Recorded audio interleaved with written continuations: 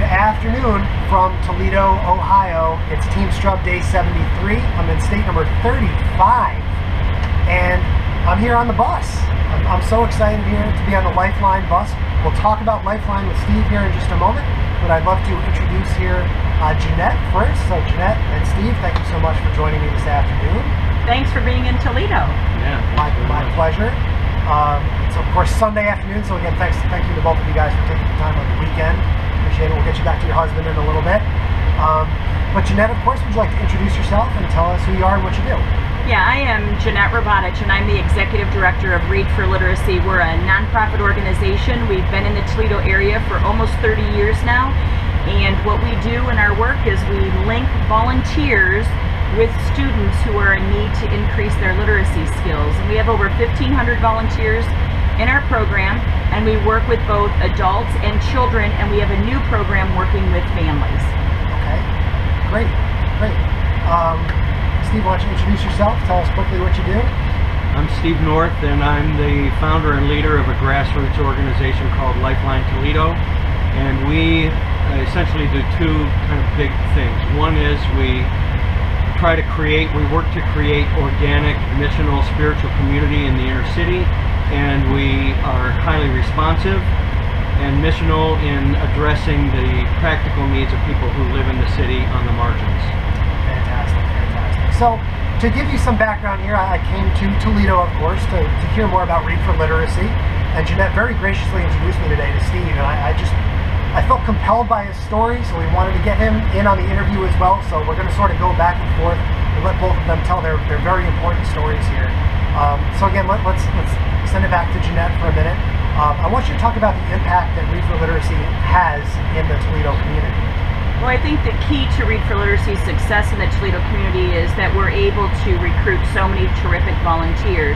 We know that there's about 100,000 people within our community that are reading between the 4th grade and 8th grade level, and they're not being successful in life because their literacy skills are so low. They're not able to get good jobs. They're not able to, in some cases, feed their family. And so when they come to Read for Literacy, our goal is to increase their literacy skills, to make them successful in reading so that they can do those things in life. And what we've learned in the process is that sometimes in those same households there's children, and we want to make sure that children are not growing up with the same issues going forward. So in our community, we really believe that each year we impact approximately 2,000 lives by increasing literacy, reading skills, whether that's learning the alphabet or being able to read for the first time or being able to interact with a child's teacher. The goal is to bring the literacy skills to you that you need to be successful. And what are some of the ways that Read for Literacy does that? We actually have several programs at Read for Literacy that really engage families and individuals with reading, but primarily where we are different than all literacy programs around the country is that we link you one-on-one with a reading friend, a mentor that you get to spend a lot of time with. For some children, it's 3 times a week. For our adults, it's 2 times a week. And the idea is you build a relationship. And I truly believe that when you're trying to change a community, you don't do it program by program by program. You do it by building these relationships. And when people come together in that way, all kinds of great things happen. Not just good literacy, but good outcomes for families. And I think that that's where Read for Literacy succeeds in everything that we do. And we also rely on our partners. So when you're looking at opportunities beyond reading one-to-one with someone, I love Steve's program because he's bringing medical literacy awareness to people. And it's in a comfortable environment that people are willing to, come into this bus and say, hey, I may have a medical issue. Someone can very easily explain what's going on, and they can walk out of the bus better educated. Those are partnerships that need to continue to grow in Toledo, and I think that it's people like Steve, Jeannette, Read for Literacy, LifeLine that are going to make those changes happen. Great. Steve, what are we doing on a bus? Well, I gotta say, I really love what Jeannette was just saying about the relationships, the one relationship at a time. That's our highest value here as well. It's a medical bus, so as you would expect, there are medical professionals here trying to provide services to people who do not have ready access to health care.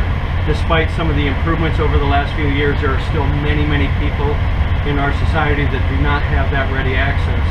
And so we use all volunteer medical professionals, doctors, nurses, EMTs, medical students, interns, public health people, all sorts of folks like that who volunteer their time to come and offer services to people who do not have access to health care otherwise, and who are very often left wondering why they feel worse today than they did yesterday. And one of the things that happens with folks, since our highest value also is on the relationships, is that they're used to going someplace and they are very aware that they are maybe in some cases an afterthought or a problem, or at least they feel that way. Maybe some of that is just because they're used to feeling that way and they kind of project it. But for whatever reason, that happens a great deal. So here, we always have a waiting room attendant whose job it is to treat every single person with the highest level of dignity and respect that's demanded by their humanity without exception. And so every person who comes on here knows that they're valued, that we think they're important, that they are seen and heard. And what's really beautiful about it is it's not just our waiting room attendant who does that. The doctors do, and the nurses do, and I have found that they really appreciate this environment because unlike some other medical environments where it's necessary that it be about efficiency, getting to everybody in as timely a way as possible, here it's kind of slow and it's kind of messy because we have that time and we're going to give it because of the value on the relationships, and this environment is different. So our doctors, for example, who are used to this sort of approach to getting through things by necessity, that's not a knock on the more standard forms of healthcare, but the beauty of this is we get to slow down and see people. So for example, there's a guy who has been on this bus periodically, and he's in his early 50s, I think, something like that. But part of his story is that when he was 8, his stepfather thought it would be a good idea to douse him in lighter fluid and set him on fire. So our medical professionals slow down, they hear his story, they let him know that he matters, that he's seen, that he's heard, and that he has value just by virtue of his humanity. And it's not just about getting him the medical care that he needs, it's about restoring to him a sense of dignity and value as a human being so that he can receive that care in a way that's going to be productive moving forward for his whole life. It's a really big deal. I'm really proud of our staff for doing that, because while the medical stuff is important, without the sense of having value as a human being, some of that just sort of goes by the wayside, and people aren't necessarily intent on being compliant with their meds, for example. But when they know that they have value, the likelihood of them being compliant and having a healthier life moving forward is much higher. And I get the sense that you share that same thought process when it comes to volunteers at Read for Literacy, that one-on-one opportunity really lets the kids know and the adults know that they are appreciated and have value. Absolutely, and I think that that's the difference, and it makes our program successful. And it makes the people in our programs successful. And I think that that's ultimately our goal. Our goal isn't to say, well, we have this product for you and we think it'll change your life. We want you to come into the Read for Literacy program and say, these are the goals that I have. And is there somebody who can help me attain these goals? And then we sit down with you and we say, yeah, we actually have somebody who absolutely loves helping people with that. You want to meet them? And when they say yes, that's when you make that first connection. And you know that the journey is going to be different because it was their decision, and they own that decision. And that's really a key to literacy success. I think it's a key to success in life, for you to start owning some of the decisions that you're able to make. And I think Steve said it well earlier, sometimes we forget that people want to own those decisions. We think, oh, you know, we have this nonprofit in town, they do this, or this one does this. But when you bring them and make them part of the solution of their own life, or you say to them, how can we help you? And they respond, and then you're able to meet that need, the relationship is very different. And I think one of the great points that both of you guys have made in different ways, and we've had a chance to talk, we were having grapefruit juice before, and I've been driving around with Jeannette all day, so both of you guys in separate ways have made the same point with regards to medicine and in regards to literacy, is that when it comes to certain needs, people, sometimes you recognize them immediately. I'm hungry, or I'm homeless. But when it comes to, you know, maybe I'm sick and I don't know it, or I can't read and I'm not necessarily showing that. That's right. Both of you guys run organizations or initiatives that address needs that maybe people need some coaxing to get that issue out. Is that a good way to put it? Yeah, absolutely. I think that when you have a need, sometimes there's an embarrassment that's tied to it. And what we need to really start to tell people is, don't be embarrassed. Let us hear what you want to tell us, and let us see what we can do. And I think that that's hard for people. Especially, I think Steve said it earlier, if somebody's been bringing you down and bringing you down, and now you have this opportunity to walk into a bus, how comfortable are you in doing that? And I think that in both of our programs, we have tried to make it very comfortable for all people, regardless of the past. The future is what we're looking for every one of the people that we serve. What can the future bring for you? And you've worked in nonprofits for much of your life. For over 30 years, I've worked in nonprofit organizations. Would you say that literacy has been the biggest challenge amongst?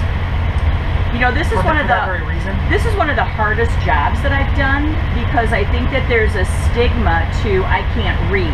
Exactly. And I think we have to overcome that stigma, and we have to say to people, you are not alone. There was probably something that happened earlier in your life that made that happen for you for all of your life. So let's go back a few years and try and figure that out. I think the other thing too is that families who don't normally read together really need to start doing that. And so we really need to encourage families to read out loud, read together, make reading and literacy part of your family, and rely on libraries and programs like Read for Literacy to be your resource for all the things that you need to be successful. Because across the nation, there are libraries in every community, and if we can just all start working together and know that the library is a place of comfort, I think that more and more people will become better readers. Beautiful point. I would love to end there, but I do want to ask you to explain 4.5. Well, that's my favorite topic. Which may take another 4.5 minutes, but that's all right. But 4.5 is a 4.5-day poverty immersion experience for high school students, primarily. I also do them with college students sometimes and with some adult groups, but primarily it's for high school students. And the connection that happens there is so powerful. And over the course of these 4.5 days, it's not just dentists. They meet people on the streets and in shelters and in soup kitchens and at the library and in so many different environments, and they come to, instead of looking at a person and saying, that person's homeless, and so assigning to them sort of the stereotypical adjectives, instead they see the human being and the potential and the beauty and what that person brings to the table in their world. Great. You can obviously use more volunteers, Read for Literacy. Absolutely. Read for Literacy, we always say raise your hand for literacy, and then when you raise your hand for literacy, on the other end of that hand is a student. And where our students will be successful is a year from now, after you've worked with them, they will be raising their hands in the classroom, they'll be raising their hands for new jobs, and really together, you'll move together, and success is going to be part of the process 1 year from starting in our program. And you know, for some people it's even before that 1 year. I would like both of you guys to tell us, well, ladies first, where can people learn more about your respective programs? To learn more about Read for Literacy, we would invite you to visit us on our web, which is www.readforliteracy.org. You can also visit us on Facebook, Read for Literacy, And the other place that you can check us out, even though we're not quite as good as on Twitter, and that's Read for Lit, I believe is our Twitter name. So we try to use social media, and if you don't want to do that, our phone number is really simple, 419-242-READ. 419-242-READ. That's right. Got it.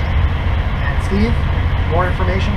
If you want to find out more information about LifeLine Toledo, you can visit us on the web as well at www.lifelinetoledo.com, and you'll find out about all the different things that we can do there. We also have Facebook presence, LifeLine Toledo, 2 words, LifeLine Toledo, and you can find us on Facebook for 4.5 as well under the numeral 4.5, 4.5 Poverty Immersion.